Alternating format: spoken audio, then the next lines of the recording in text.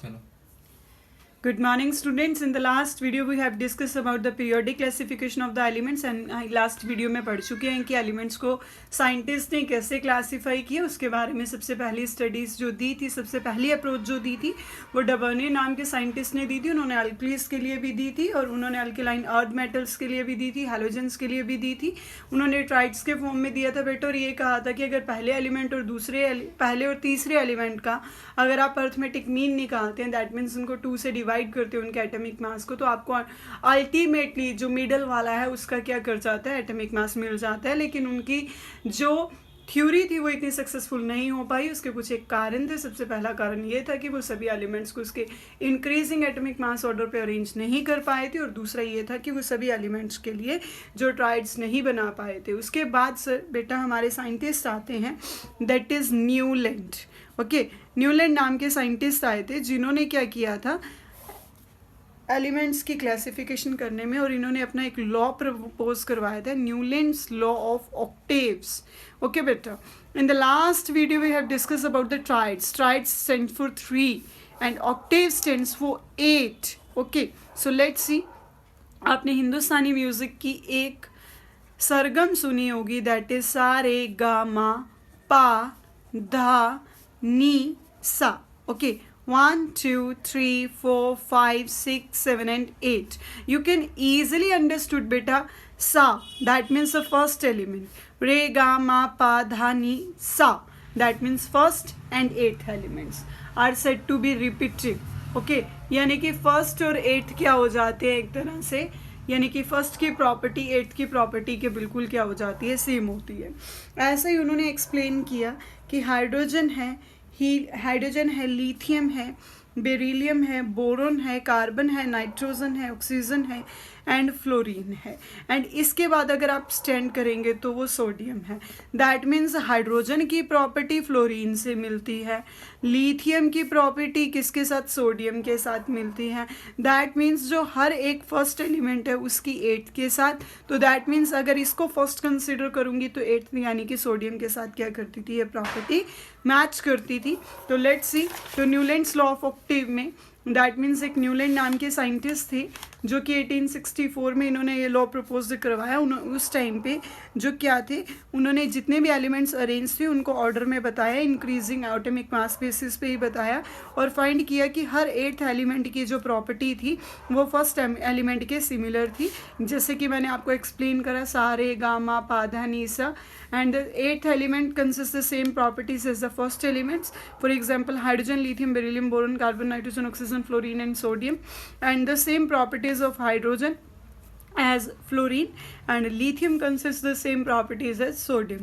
अब Newlands of law of Octave ने काफ़ी इंपॉर्टेंट कंक्लूजन दिया था, यानी कि एक सिस्टमैटिक रिलेशनशिप को उन्होंने एक्सप्लेन किया था in order of the atomic masses. बेटा एक चीज़ ध्यान रखनी है, अभी तक जितने भी साइंटिस्ट आ रहे हैं वो क्लासिफिकेशन दे रहे हैं, बट क्लासिफिकेशन किस बेसिस पे दे रहे हैं, that is very important to understood, that is on the basis of atomic masses and repetition of the properties of the elements. Okay, but इनकी जो बेटा क्या थी, कुछ एक लिमिटेशंस रह गई, यानी कि इनकी प्रॉपर्टीज़ जो इनकी है, जो इन्होंने अपना कंक्लूजन दिया था, या फिर ये कह सकते हैं जो इन्होंने अपनी थ्योरी प्रपोज्ड करवाई थी, उसकी कुछ एक लिमिटेशंस पेपर में ज़्यादातर इनकी लिमिटेशंस वगैरह में आपके एग्जाम वगैरह में पूछी जाती हैं।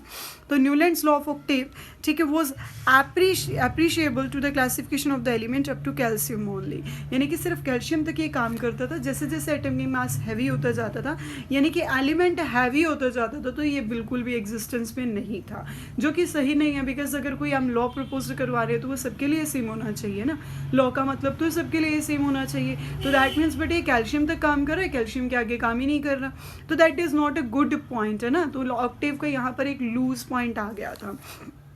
And he said only 56 elements exist, उन्होंने बोल ही दिया कि सिर्फ 56 एलिमेंट्स ही आएंगे और आगे डिस्कवर नहीं होंगे, जबकि ऐसा नहीं हुआ, जो है और एलिमेंट्स भी मतलब कि यूगन से डिस्कवर हुए, ठीक है।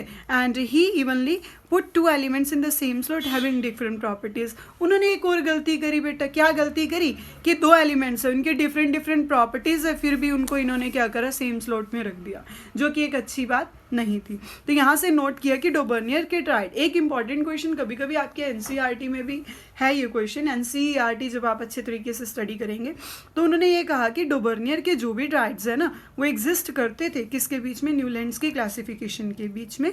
एंड इसने मतलब कि ये क्वेश्चन अक्सर पूछ लिया जाता है क्या डोबर्नियर के ट्राइड्स जो हैं वो न्यूलैंड की पीरियोडिक टेबल में एग्जिस्ट करते थे। यस, जो डोबर्नियर के ट्राइड्स थे वो न्यूलैंड के ऑक्टेव टेबल में क्या करते थे, एग्जिस्ट करते थे। Is it clear to you बेटा?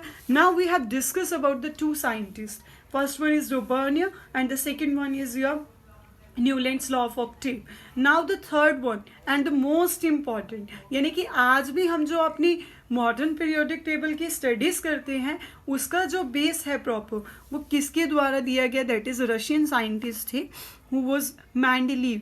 ओके, यू कैन से डिमिट्री मेंडलीव। इन्होंने ये क्या किया था, इसको बहुत अच्छे से मॉडिफिकेशन किया था। आपको पता ही है कि पहले कीपैड्स थे, कीपैड्स के ओवर आपके टच पैड्स आए, यानी कि जब भी कोई एक नई टेक्नोलॉजी आती है या नया मतलब कि एक आइडिया प्रपोज्ड किया जाता है तो वो पुराने वाले का मॉडिफिकेशन होता है। दैट मीन्स जो डोबर्नियर का था उसका मॉडिफिकेशन क्या था, न्यूलैंड था, एंड न्यूलैंड का जो मॉडिफिकेशन है वो मेंडलीव है, और आज की जो हमारी पीरियोडिक टेबल है वो मेंडलीव का भी क्या है, बहुत अच्छे तरीके से मॉडिफिकेशन है।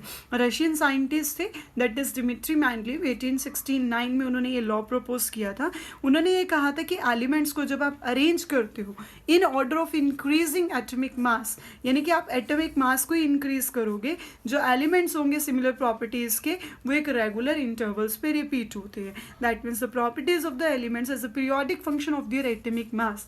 बेटा that is very important to note down कि अभी तक जितने भी साइंटिस्ट आपके आ रहे हैं सारे के सारे एटॉमिक मास बेसिस पे क्लासिफिकेशन दे रहे हैं।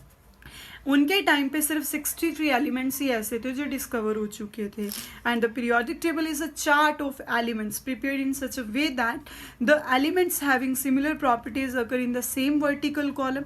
बेटा एक होती है आपकी top to bottom approach, that means this, इसमें एक आपका आता है टॉप और एक आता है बेटा bottom. Okay, top to bottom, that means it is said to be vertical arrangement, vertical arrangement that is said to be group. Okay, तो इन्होंने ये बताया कि इन्होंने पीरियोडिक टेबल में क्या किया था, एलिमेंट्स को इस वे में अरेंज किया था कि एलिमेंट्स जो हैं, सपोज करो यहाँ पर A B C D E elements जो हैं फर्स्ट ग्रुप में अरेंज हुए हैं, तो दैट मीन्स ए की, बी की, सी की, डी की प्रॉपर्टी सबकी क्या होगी, सेम होगी। Okay, and the periodic table consist of horizontal row of elements called the periods. तो बेटे वर्टिकल को आप क्या बोलते हो, ग्रुप बोलते हो, लेकिन इन्होंने एक क्या किया था, हॉरिजॉन्टल भी बताया था, for example A B C D E and F. This is said to be, you can say horizontal, you can say approach, horizontal approach, that means you can say left to right, and left to right is said to be periods. तो इन्होंने क्या किया था, the periodic table is a chart of elements prepared in such a way that the elements having similar properties occur in the same vertical column or group. A periodic table consists of horizontal row of elements called periods, यानी कि horizontal रो को बेटा period बोलते हो and vertical columns को आप क्या बोलते हो, ग्रुप्स बोलते हो। Is it clear to you? Okay, so in this video we have discuss about Mendeleev's approach, and अभी मेंडलीव की पीरियोडिक टेबल के बारे में we will study the further. Thank you.